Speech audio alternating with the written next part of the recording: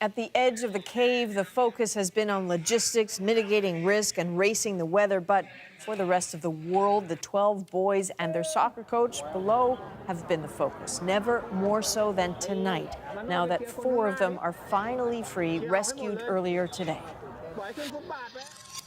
And this is a live look at the hospital where they are now being treated, with preparations already in hand for the others.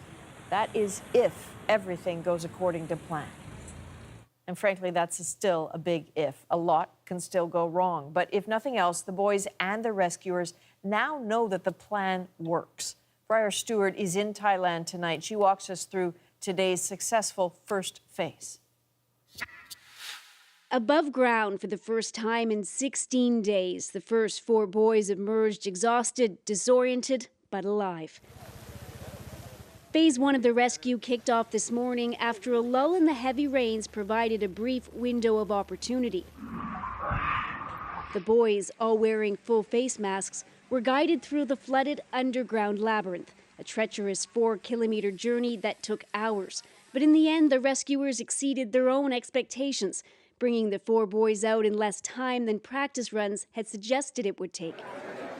The rescue commander praised the boys, the divers, and all those who have offered support. But he also sounded a note of caution. Restocking the cave with fresh oxygen tanks will take 10 hours at least. And with more heavy monsoon rains coming, there are no guarantees of success in what he calls the war against time and water. Even so, today was a victory. The boys were flown to the nearby city of Chiang Rai and then rushed by ambulance to hospital where an entire floor has been reserved for them. They'll be tested for malnutrition, dehydration, and crucially, oxygen levels.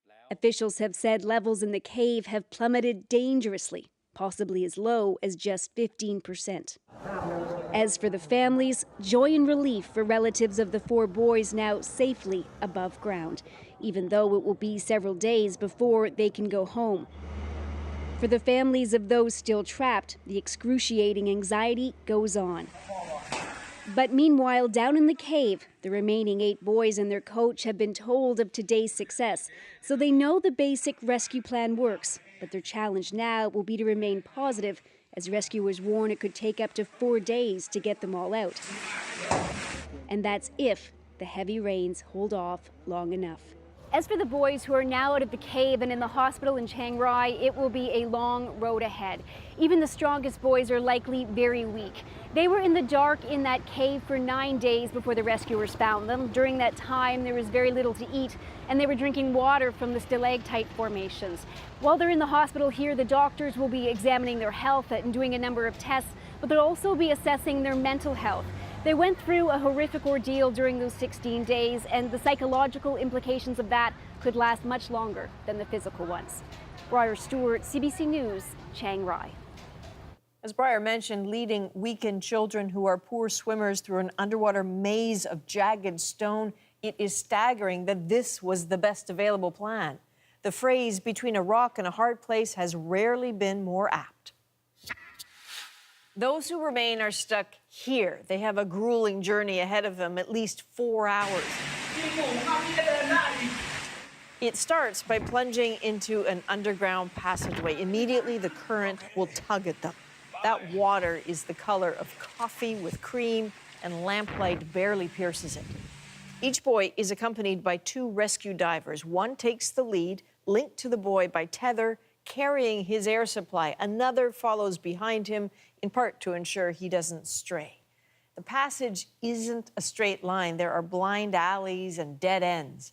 After a few hundred meters, there's the so-called Pattaya Beach. It's called that because usually there's a dry section here and an air pocket, but it also signals tough challenges ahead.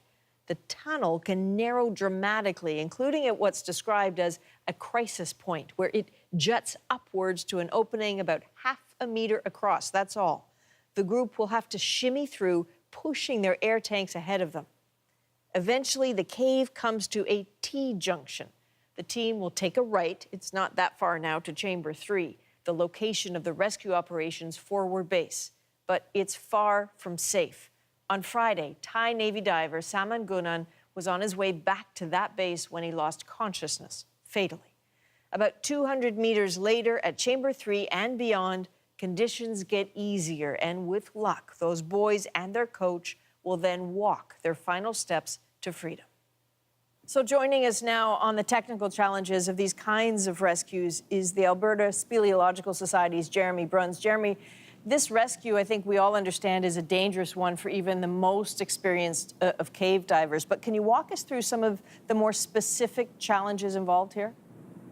Well, from what we can surmise from the diagrams that we've seen online, they're going to be passing through an alternating series of dry and wet passages, and that involves staging a lot of gear that they need to have ready to move their rescuees through there efficiently. So they have those hazards of having those set up properly, as well as traveling underwater in an overhead environment. They're going to be fighting current, lack of visibility, dehydration, and hypothermia all at the same time.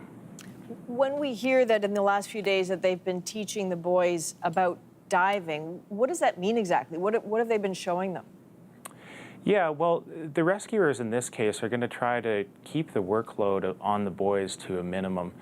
So they're not going to be teaching them everything that a cave diver would need to know to cave safely in an overhead environment, but rather how to use the full face mask that they've been talking about using, if that's the case, how to clear that mask if they get water in it, how to avoid panic, keep their heads on straight, so to speak, and to deal with any uncertain situations that they don't expect. One last question, very briefly. What is the threat of panic? A couple things can come up there. In particular, if you're hyperventilating, your CO2 levels in your body can get up to too high of a level, and that can cause toxicity and nausea. Also, like I mentioned earlier, getting too cold, hypothermia is a real threat because they're spending a long time underwater. Okay, Jeremy Bruns, thanks very much.